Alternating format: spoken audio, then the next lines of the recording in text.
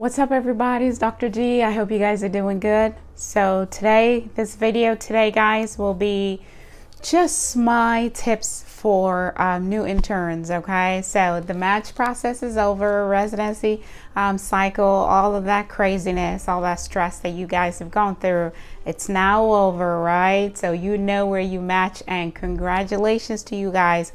Wherever you match, whatever specialty you match, oh my goodness, I'm so happy for you guys. I can't wait for y'all to get here. I can't wait for the first years to get here so we can move up to second year.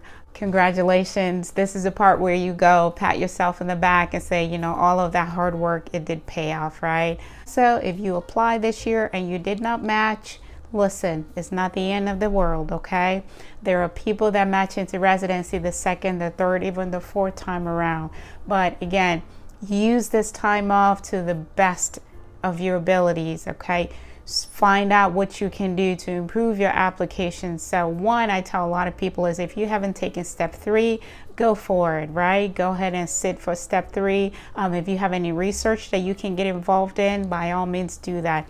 Find meaningful, productive ways, things having to do with medicine that you're going to spend your time doing. Now, I'm not saying you have to go into full-time research or whatnot for the next 1 year. Even if you do go back to your regular job, whatever you choose to do, just keep in mind you do want to have something at least that is related to medicine, something that's related to the specialty that you're looking to get into. So just find something. That way, if you apply the next time around and they ask you how you spend this 1 year, you have something meaningful to let them know during the application season. But guys, it's not the end of the world if you didn't match this year. Use this time to improve yourself, improve your application, okay? And any red flags, be sure to address that and be ready and be better the next time, okay? And keep in mind, it's not because you're a horrible applicant, it's not because you're a horrible medical student. Folks, most times it's just because there's not enough spots for everyone, and that's all it is. So don't beat yourself up too hard if you did not match. Hopefully the next time around you'll be successful. But that being said, let's get moving. So today I do want to talk to those that have matched and will be, so the soon to be interns, right? The first year residents that will be coming in. And by the way, if you guys are those that match into our program, well, guess what? You don't even know it, but you're already on the schedule and ready to work, ready to go. So we've seen preview of the schedule, and we see all your names and everything. So we're looking to have you guys on board. We're excited for y'all. We're excited for us too, right? So I'm just going to be providing tips for intern year just because yes, I have gone through intern year, just a couple more months, and we will be leaving intern year behind and moving on to PGY2, but it's been an exciting year. But here's the thing, this is solely from my experience being in first year residency. And first thing I'll tell you guys is when you get into first year of residency, so go into it with that spirit of camaraderie, willing to work with everyone, willing to play as a team, just like you've done in medical school, right? When they're assigned you guys work and you have to work as a team, the same attitude as well. That's still important here. I'll tell you guys what, don't be that one that comes into residency and you want to be the Miss or Mr. Know-it-all. Nobody likes those kind of people, okay? Because keep in mind, you're coming into a place of lots of smart people. You're smart to have made it this far, right? Gone through medical school, passed those exams, passed the USMLE exams, and scaled through it to make it to this point of even getting into residency. But it's important that you realize you're coming into a team of other smart people. But the best way to go about things when you get into residency is treat each other with respect. Be that person that's teachable, right? Be that intern that is approachable. Be that intern that you're there to work as a team. No one expects you to know it all when you get in.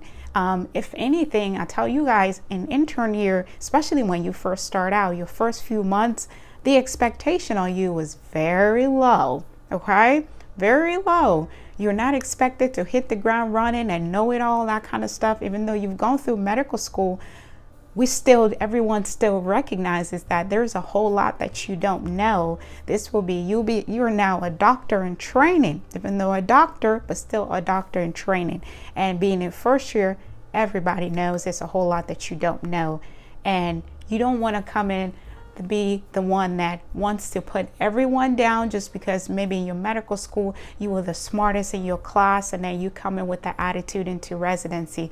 It's not going to pan out well for you, to be honest. It's not. So that attitude, if that's who you are, I say leave it somewhere else and then get into residency with a better attitude. Remember, humility goes a long way when it comes to working as a team. That's very important to you in intern year. And I know compassion is important. I know empathy is important. But me personally, I've always considered humility to be the most important, because as a doctor, you know a lot. But it's also important to know it still makes sense to be humble no matter where you go. And guys, when you come in intern year, that humility does go a long way. Regardless of what grades you were getting in your medical school, say you were the best of the best. We come in here, we are humble. We respect each other. That's what you do. And just remember, residency is hard. There will be days where you ask yourself, what the heck was I thinking, get myself into this, right? Believe me, there will be those kind of days just because I've experienced it myself. But then there will also be days where you're like, man, I am so grateful to be here. This is what I've always wanted to do all of my life. There will be good days and there will be bad days, but they sort of balance each other out. The good more than the bad, believe it. Some days will be rough just because, especially when you get to inpatient rotations, it gets hectic. It gets crazy just because you're expected to know a whole lot. And my program, Personal, we're inpatient heavy. Regardless of what program where you go, your first year, everyone knows intern year, it's usually one of the hardest years of residency. So just keep that in mind. All of that stress, you will have others dealing with similar stress as well. So there will also be other residents that you can talk to, people that, you guys can hang out and then discuss. You're not the only one going through that, but like they say, this too shall pass, okay? That process, it starts to get better. Like mine, I'm more of at the tail end of my first year now, and it's starting to look so much better. So believe me, guys, it's gonna get better. It will get better. Just know, like I said, the first year, the expectation on you is not a whole lot, so take advantage of that, okay? Do the best you can, and don't beat yourself up too much if you feel like there's something that you don't know. There are also people that you can go to and ask questions. You have the attending physicians, you have your uppers, so your second years and your third years that you can go to. You also even have your co-first year residents that you can ask questions. So don't be discouraged. Like me personally, before I came into residency, I was like going crazy by the thought of not knowing what to expect. But once you get started on it, you get your schedule, which is another thing altogether, getting your schedule down packed. Just because, like for us in family medicine, we're everywhere, right? Some days you're in the hospital, some days you'll be on call, some days you'll be in clinic. The hardest part for me in residency in that first month was trying to get my schedule down packed. That was the main thing for me. The first year, trying to get my schedule to the point where I was, okay, now I'm in control. I know what's going on. And utilize your alarms, guys. Most of us here, we set 2-3 alarms just because it's not okay to miss work. It's not okay to be late for work just because you overslept. Nuh-uh. Nobody wants to hear that. And also, it's also not okay to call in sick just because you were coughing a little bit, you had a little bit of sniffles, and then you just decided to call into work that day. Because remember, when you do that, you guys are a team. So let's say you a 4-man team, and you decide not to show up because you had your little sniffles or whatnot. So your work now falls on everybody else, right? So keep that in mind. And I'm not saying you're not allowed to call in sick. Yes, you can call in sick if you're truly sick. So just being tired, exhausted, fatigued does not count, okay? Oh, I woke up with a little headache today. Well, you take some Tylenol, take some Advil, and get your happy butt to work, because that is inexcusable. Because, your team, they're not going to be happy about that because you had a little headache and little sniffles and decide not to show up. Now, if you're truly sick, and there is something going on, by all means, you can go ahead and call in. But be careful calling in when you're inpatient. If you're inpatient, you're truly sick, and you do call in, well, you'll have to make those up, though. So just something to keep in mind. I know it sucks, but it is what it is. Anyway, so the next thing, guys, is, but when you do get the opportunity to take a break, be sure to take your break, guys. So in first year, I know we get 15 days. Yeah, 15 days, just 15 weekdays. So you can call it 3 weeks of vacation time. This vacation time is paid, so be sure to schedule it, right? There are people that wait till like last minute and then they never get the chance to take that vacation because every program is different. Some programs will tell you have 30 days to request your vacation. And some will say you have 3 months to request a vacation. So you have to request like 3 months in advance or 30 days in advance. My program is 30 days in advance, so we do have to request early. And another clause with that too is if 4 people have already requested to be off around the same time period that you're requesting time off, then most likely yours is not going to be approved. So that's why it's good to request it early. That's what I try to do, try to request mine early. And most people say, even if you don't know what to do with the time off, just request it and have it available to you, because the worst thing is waiting till the end of the year or around holiday season where everyone wants to take time off and then you actually having to request yours last minute and then it doesn't get approved, and that really sucks, right? So just keep that in mind. Your vacation days, those are very important. We also do have CME days, the days where you can go do your educational training. Some use it to take the exam. I use mine to take my step 3 exam. It's like 5 days that you get. Programs have I don't know how many days they have in other programs, but mine, we get 5 weekdays for that. So I just use mine to study for step 3 and use it to take the exam during that period. So be sure to take advantage of these little perks, okay? And most times residents will plan the things that they do to get together outside of work, to go relax, unwind or whatnot.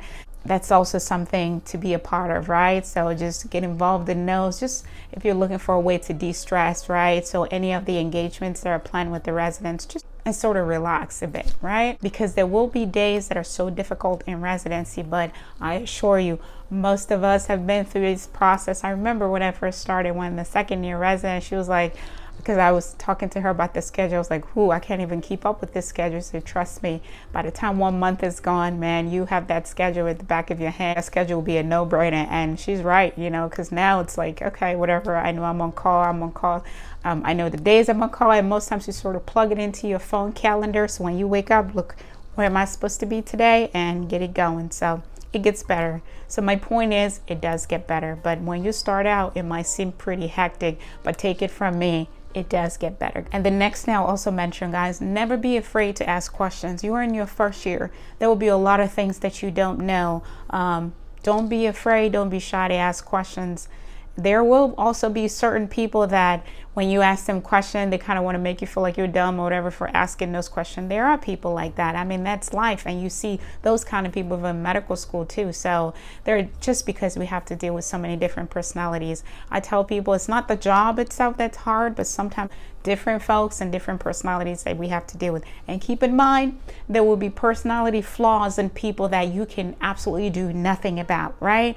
There will be a person that has a certain personality and that's who they are. And it offends you, it drives you nuts, it drives you crazy. You do the best you can to work with them, maintain that good, decent working relationship, and that's all it's about. Because at the end of the day, you are just here to get the job done, okay? Graduate residency and keep it moving. Personally, I try not to subscribe to any of the craziness that goes on in residency, okay? I like to do the best I can to work well with people. I pride myself in my ability to maintain good interpersonal relationship with people that I work with. There will also be those that, for whatever reason, they feel like they just want to make trouble, just, get in the habit of arguing about everything, making everything to be a big deal. We have to fuss about everything and whatnot. But that's not my issue. That's not my concern. My main thing is to work with you, maintain a cordial, civil working relationship, get the job done, and then be done. Absorb the training in residency and be done with it and nothing else. So that's all I have for you guys, okay? Just remember, come in with a good attitude, be humble. When it's time to take a little break from residency, by all means do it. If you want to go home, spend time with your family, if you want to take your cute little vacation somewhere just to de-stress, do it. Get the job done, be punctual, be reliable, be a dependable team player. That's the most important thing. Everyone wants to have on their team that person that is dependable. Everyone wants on their team that person that we can actually count on when something's going on. Just remember, you were warned, okay? It will be tough, but then it starts to get better. So that's all I have for you guys right now. Until next time, guys, I hope y'all will subscribe. Don't forget to comment. Don't forget to like, hit the notification bell. Be sure to send me your emails or whatever questions you have.